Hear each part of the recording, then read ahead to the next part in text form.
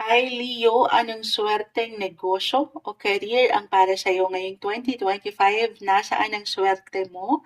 Kuha tayo ng ilang mensaheng gabay pero bago natin gamitin ng tarot cards na narito ay isi-share ko lang muna ito sa inyo. Okay, astrologically speaking, unahin natin ito. Yung ilang info in regards po dito. Sinilip natin this time si Jupiter kasi sa topic natin na swerte or luck, dito yan pumapasok. Jupiter is the planet of luck, expansion, wealth. In 2025, Leo, Jupiter will stay on your 11th house. Oo, in the first half of the year. And then will enter your 12th house in the second half of 2025. I know medyo complicated minsan pagdating sa astrolohiya, pero hindi na ito kailangan laliman or pakaintindihin. Pero i-mention ko lang din po para kahit paano meron kayong ideya kung saan ko hinuhugot ang ilang mensahe. Agad-agad will be straightforward sa 11th house. Career, anything related po sa mga kahilingan nyo, mga gusto nyo, yung mga long-term plans and goals nyo, your hopes, your dreams, your wishes. Diyan pumapasok yan. Huwag niyong baliwalain kung ano yung mga gusto nyo pang gawin o mga pangarap nyo talaga sa tala or sa universe. May magandang possibility kung pahihintulutan nyo lang ang inyong mga sarili. Napakalawak ng 11th house. Diyan po pumapasok ang inyong mga friendship, social groups, community. Kung meron lang naman, okay, social groups, ayan, organizations, or um, kung saan merong ilang tao. Ayan, may ilang tao na pwedeng sumuporta para sa inyo. Kumbaga, hindi kayo dito nag-iisa. Yung trabaho, negosyo, na hindi lang kayo ang magbe-benefits or alam niyo yun, mag-gain ng something, pero pati itong ilang tao sa inyong paligid. Kasi po sa 11th house na pumapasok yung pagiging humanitarian, pagiging makatao nyo. Maaring kusang aangat kasi ito sa inyo, Leo. Kumbaga, hindi lang pansarili, pero pangkalahatan. Yung gusto nyong magawa sana or ma-achieve this time na ang ganda naman. Halimbawa, ang pagiging isang social worker for some of you or you will be working on a team. May support. Kahit sa simpleng suporta or pagpapayo, merong benepisyo dyan. Hindi mo ba man yan na ma-realize agad-agad? Hindi sa meron tayong hinihintay na benefits mula sa iba, pero sa reality, usaping negosyo tayo. Okay, trabaho. So, meron gains. Okay, meron at meron kayong may babaon. Hindi nyo pa man yan ma-realize. Social worker, community service work, why not?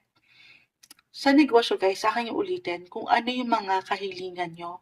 Unti-unti. Kaya naman kaliit kalaki, hindi nyo kailangan ma-pressure. Kasi the universe has your back. Jupiter is in your 11th house of hopes, wishes. Depende yan. Depende na po sa inyong mga kahilingan. Maging ano pa man yan. Okay? Again, first half yun. Actually, ngayon pa lang nag-highlight na yan. Second half of 2025, ito tayo, papasok na si Jupiter, the planet of luck, in your 12th house. So, anything related sa hospital, facilities, actually, dyan pumapasok din ng jail. Ito kayo na bahala, nilay-nilay sa ilang aking nababanggit. 12th house of healing.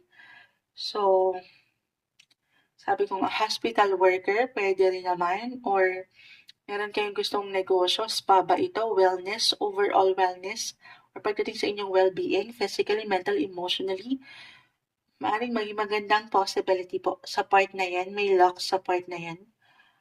Or you can also be a psychologist para sa ilan na napagtatanong kung anong kurso, a medical practitioner, or meditation instructor, counselor, mentor, ang lawak po ng 12th house. Kahit over the net lang ito kasi dito rin pumapasok ang travel. Working in the foreign lands, kahit over the net guys, kung hindi ito physical travel, may magandang possibilities dyan. Or travel, na-mention ko na, ang lawak din ng travel. Any airline job or ticketing job, ticketing office, travel agency, kahit online. Okay? Pero sa 12th house, napakalawak din. Sundin nyo lang kung ano yung sinasabi ng inyong puso. Malawak at malalim po ang 12th house. So you have to trust your intuition, trust your guts, trust your feelings, kung saan ka hinihila ng iyong pakiramdam. Physically, mentally, emotionally, and even spiritually po. Spiritually, especially talaga.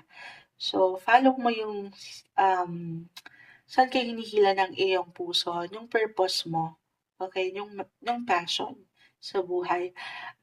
Add ko pa ito sa 12th house, may kaugnayan sa ilang hidden matters, secrets.